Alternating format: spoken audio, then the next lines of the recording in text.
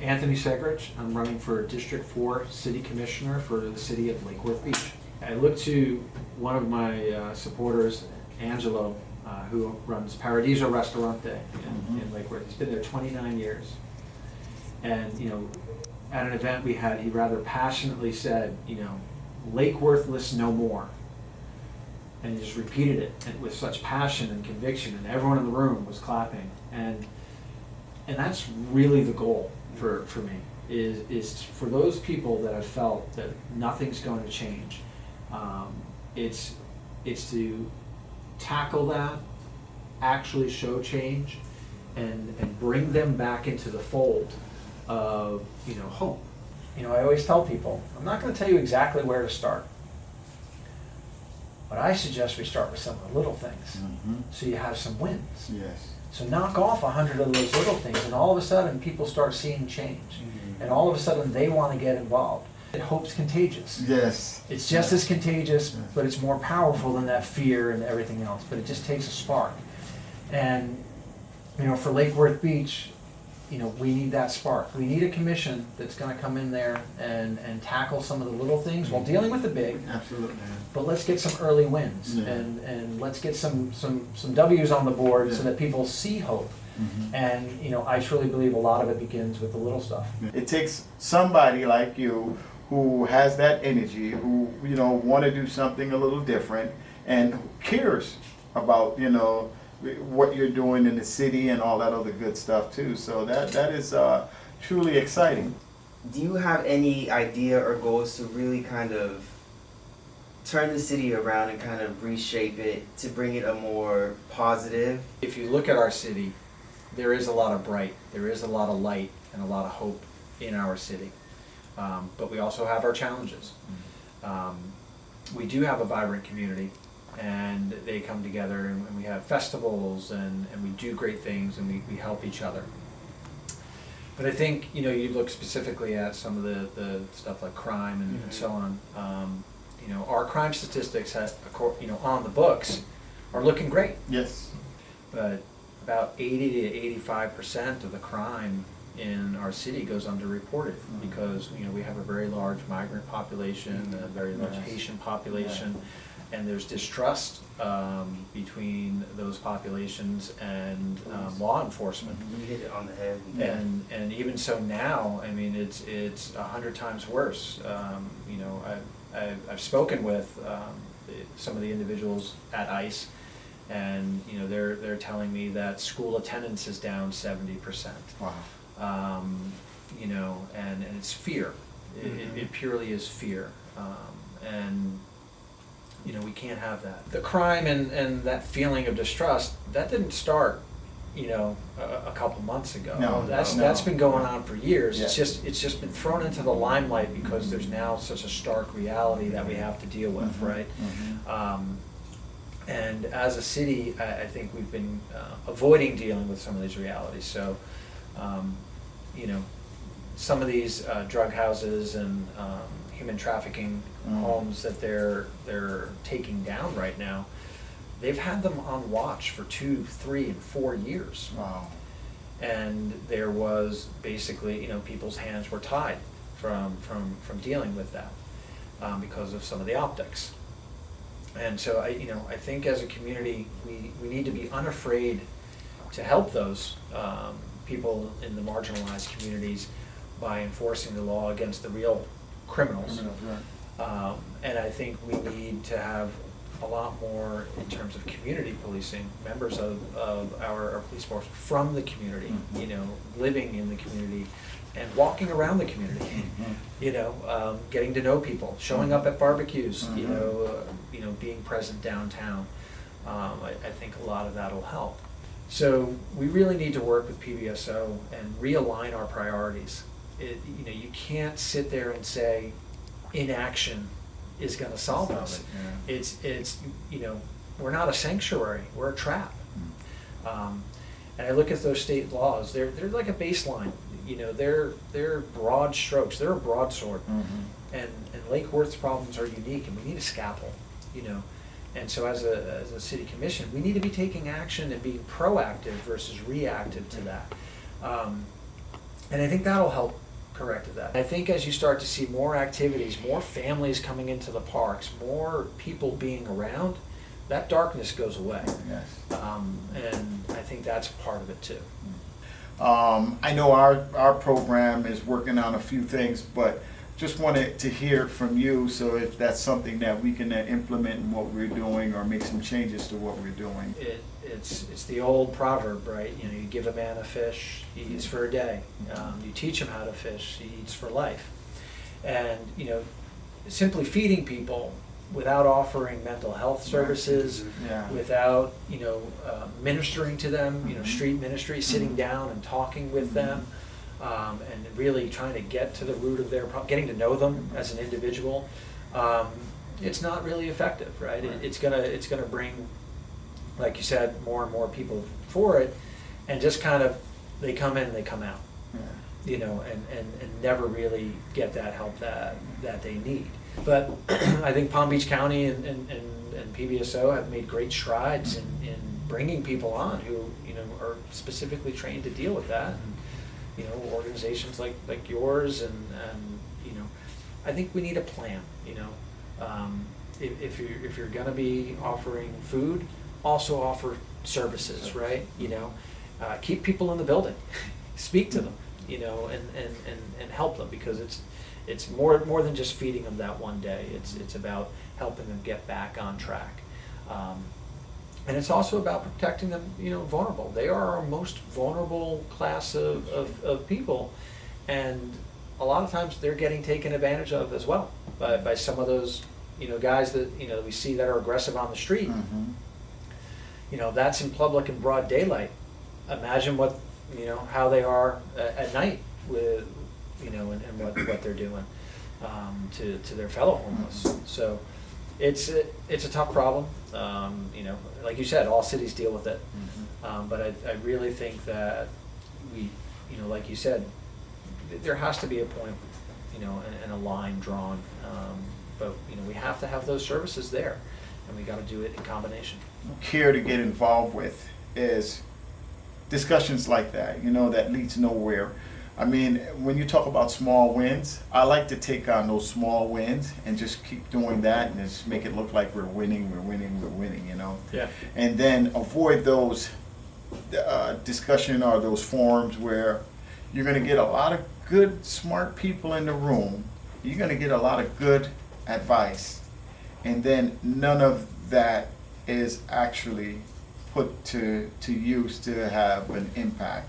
Doing that, having those discussions, workshopping it, without a specific goal and a time frame is useless. All it ends up doing is frustrating the individuals who are involved in that process, because, you know, they put all their heart and soul into it, their brain power into it, and then, you know, produce something good, and then it goes nowhere, right? And that frustrates people, and then they drop out of the process, you know. And that happens a lot in Lake Worth. We have workshops, we workshop an idea, and then it gets kicked down the road.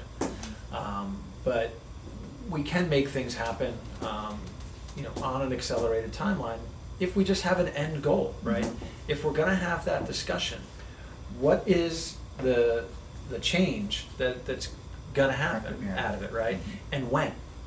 And that's what we have to work towards. So unless we set goals with that, it's really an exercise in frustration. You know, as far as community policing, you know, we see PBSO a lot, and the officers, I give them an A+, man. Yeah. You know, they do a great job. They They really do. They're putting their life on the line for us. I agree with you totally. I apologize to them every time I have to call for one of those little things.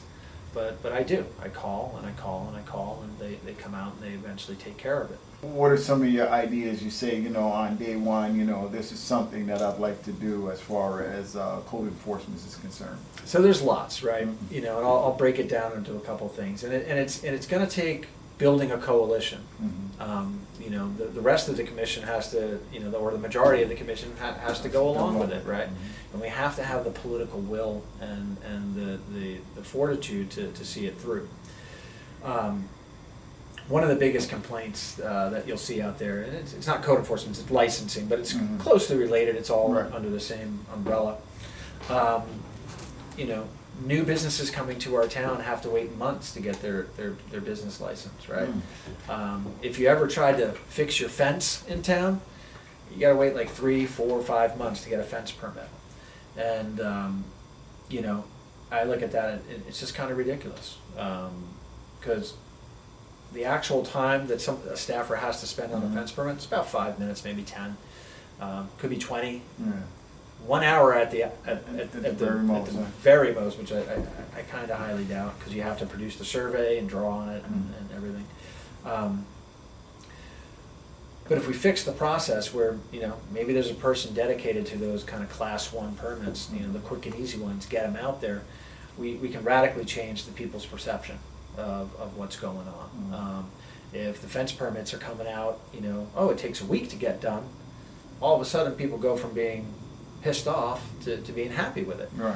And 90% of residents' interactions with permitting are on these little things.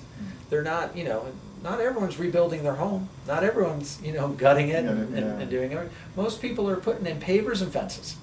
And it just shouldn't be that hard, right? Code should protect people, right? It should protect you from the slumlord. It should protect you from a dangerous building. It should protect you from the contractor trying to take advantage of you. It shouldn't enforce the will of a few people at the city upon the residents. And I think that's where we're at with Lake Worth Beach. We've got a code that's super specific and overreaching in areas where it needs to just stay out of our backyards. Yeah. You know, we didn't move to an HOA. We're in a funky city. Yeah. You know, the little quirks of everyone's houses is what make this city great. Yeah. And we're trying to like control all of that, every aspect of it. Right now the city commission is trying to hire an outside consultant to do it. And I look at our city and I say, you know, for every one of our problems, we keep hiring outside consultants. Yeah. And I say, you know, and I firmly believe this, the people elect a commission to be that consultant, to be their voice. They look for somebody who they think is knowledgeable and who can take a stance and steer the ship. And, you know, knocking on doors and meeting people, I can tell you, there's some pretty easy wins in our code, you know. Stay out of my backyard. Yeah. Make it easy for me to get a fence. Yeah. What is some businesses you think are needed in Lake Worth Beach to kind of really, you know, bring more attention to it, I would say? It's a great question. So right now, we actually have a, you know, in commercial real estate, you'd call that like an anchor tenant, right? An anchor business, something to draw people in. Right now, we have a project called the W Moda. It is a glass museum. Okay. And I don't know if the listeners know or not, but Lake Worth Beach is already known as a hotbed for blown glass artwork.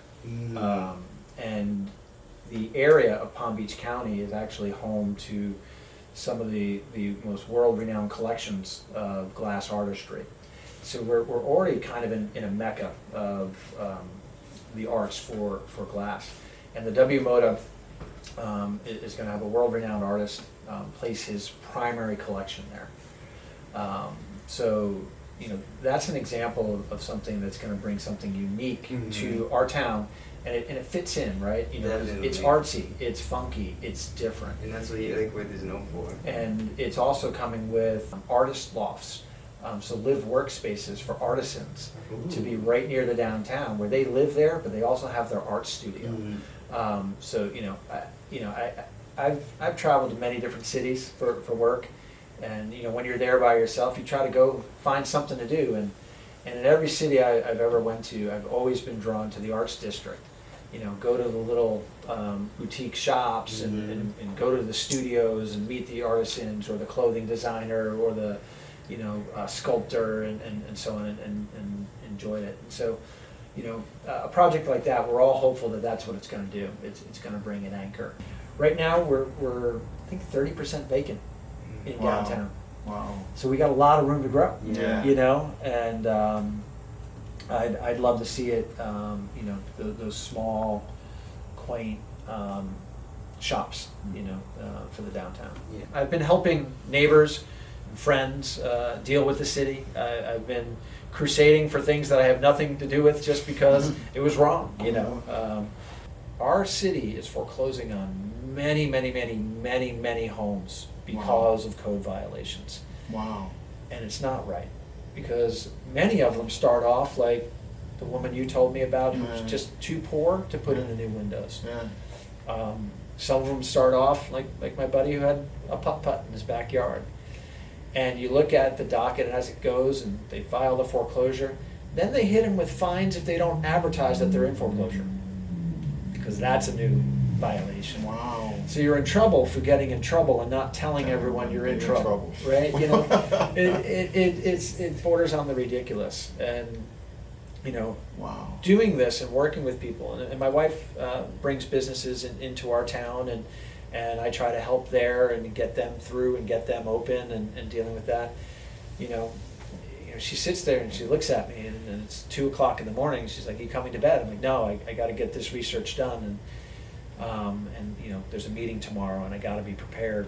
And she looks at me. She's like, "You're already doing the job, so you might as well have a seat at the table. Mm-hmm. You know, get your butt up and run." I think the city's at a point now where it needs somebody with my skill sets, my experience, my temperament, and my outlook on things, and my ability to dissect these problems to move us forward. A lot of people might have the right mindset and be on the right side of the issues, but just not possess the skills they need to dive deep into the issues and help bring things forward. And right now, the way we operate, staff really drives a lot. Yeah. And I want to see us have a strong commission and have the commission drive it. Yeah. And that takes visionaries. It takes data nerds like myself and business people. Mm-hmm. It takes people who are compassionate and empathetic. And I just see a beautiful mix of what the commission's starting to develop, Mm-hmm. and I see all those things there. Right. And I'm very hopeful for what we can do. And it's been an exciting process. For me, this is about my forever home being Lake Worth Beach for my wife and my family, and about steering the ship right, and getting the job done. So I'm hoping that and really striving for, we're going to be able to make that change in my term, in my tenure as a commissioner, and get the city on the right path. And when you do that, more great people rise to the occasion. When I told people I was running, they're like, "Well, thank you for doing that, but you're crazy." Absolutely. Yeah. You're crazy, right? And it's going to be an uphill battle. But once we straighten some of this stuff out, hopefully we'll have more people wanting to get involved. And we're starting to see that. We're starting to see younger people getting involved in that's civics. key, yeah. And I think back to Angelo from Paradiso. Yeah. He's got a painting inside his restaurant. It's the city on the hill. It's the ideal city. Yeah. And he talked about that, and passionately, almost in tears, right? He's been here 29 years fighting Wow. the good fight, saying, we are no longer Lake Worthless. We are Lake Worth. Yeah. We are going to be that city on the hill in Palm Beach County. We're going to be that jewel of the Palm Beaches. And I'm excited to be part of that. Yeah.